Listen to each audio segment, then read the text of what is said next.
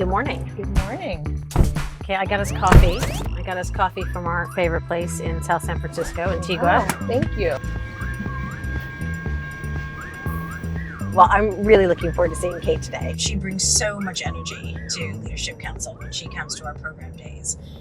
It's really going to be good to spend some time with her today, just talking about what she does in the FLY program. Yeah, I'm really looking forward to learning more about the FLY program and hearing about the kids that she serves. I did a bit of extra research, so I'm going to give you a quiz because I'll bet you don't. I certainly didn't know the answers to this.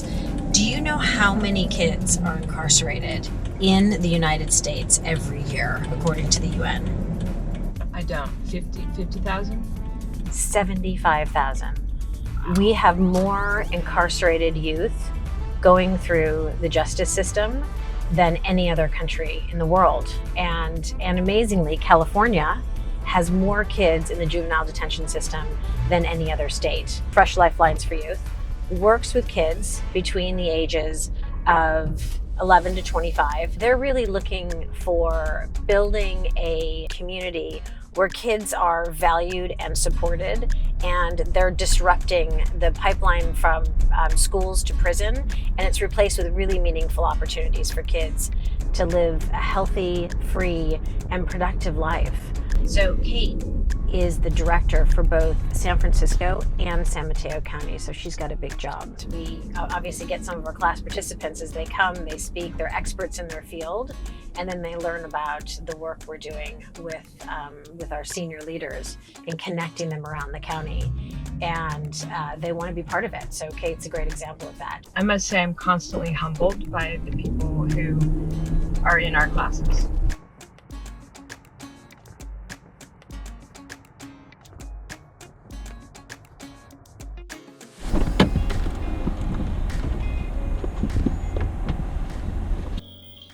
Hey, thanks for having us. So great to see you. Yeah, nice to see you as well.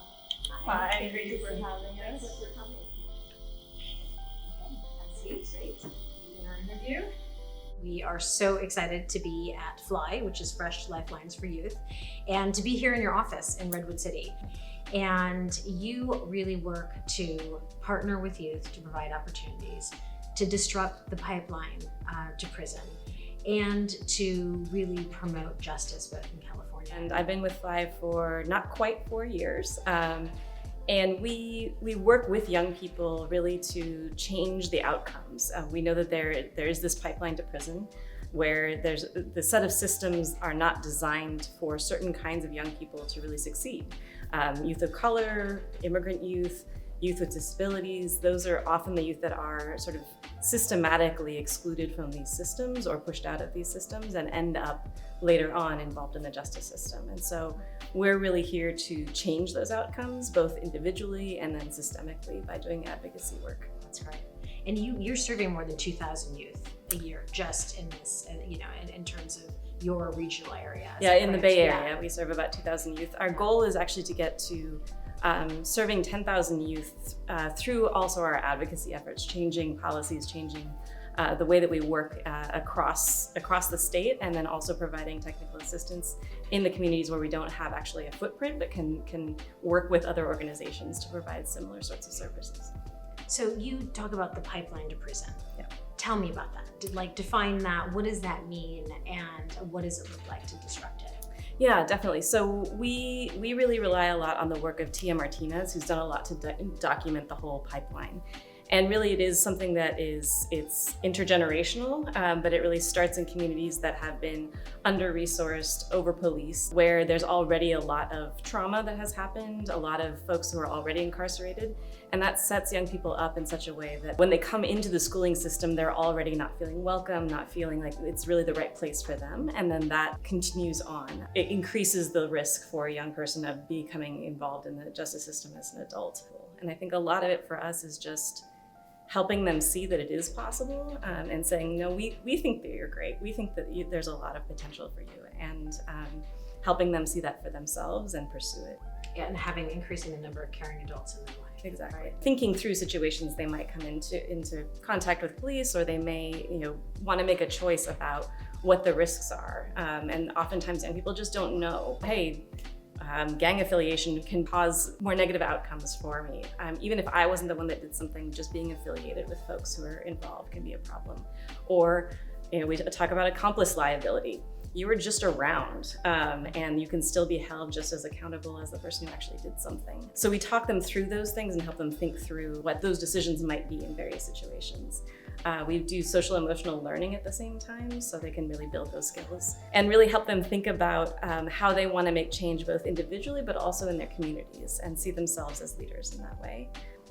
When you talk about diversion, Yes. you were saying it's at the point when they are Arrested or suspended. So we're Okay. also working with the school at the point of suspension, recognizing that young people who are facing these situations, really, the typical punitive systems don't tend to address the underlying issues very well. It's a lot of, we see suspension for truancy, which is sort of an ironic thing to do, saying you're not coming to school and now we're not going to let you come to school.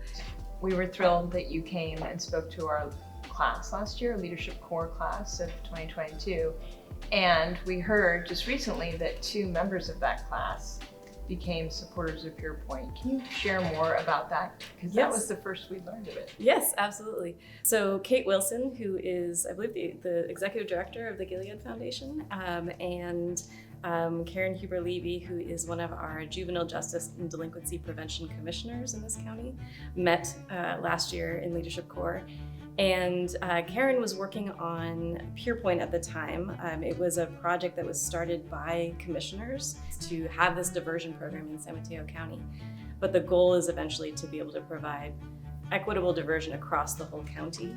The point of PurePoint is to really think about what is going on with this young person, to say, what are the ways that we can support them and what are the accountabilities that they can take on in order to change their trajectory. You reminded me that I got to see you speak at the San Mateo Foster City School District a few Yes. weeks ago, and you shared a phrase that has really stuck with me, and now with Karen.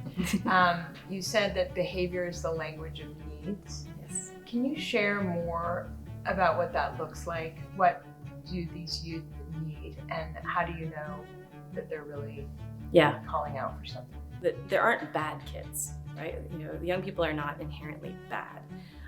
So that if something has gone wrong, if a crime has been committed, if harm has been done, that the reason behind it has something to do with a need that's not met. And that often has to do with the resources in the community and the ways that we invest in communities. So we really look at what can we do to change those underlying situations and to address those underlying needs so that that isn't the way that young people can move forward. Well, it's stuck with us so much that, as you know, we mentioned it to you a couple times. It might be our first Leadership Council bumper sticker.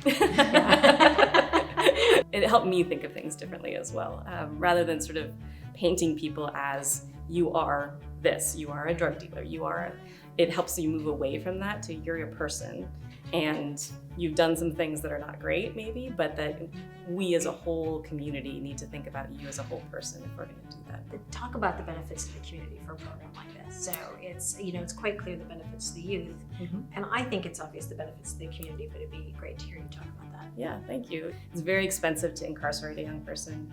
On average in California, it's over $300,000 a year to incarcerate a single young person.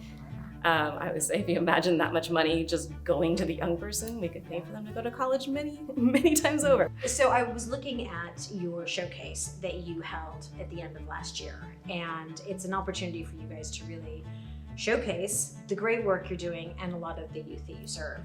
And one of the panelists you had, Rose, is involved with the juvenile justice system in Santa Clara County. And I know you also work with the Juvenile Justice Commission in San Mateo County, and a big part of what you do is advocacy. So could you tell us a little bit about the advocacy work you're doing that really has pretty far-reaching impacts? Yes, Rose is our youth voice coach. And the goal there is to support young people who are interested in sharing their stories and their experiences with those systems that impact them to make a difference, to make a change. But we should add that we're also doing, as a whole organization, doing statewide advocacy work. So young people have gone to the state capitol to speak on different bills. You mentioned the leadership program that you run, and there's a peer leadership component of that. Yes. Can you share more about what that is and why it's important?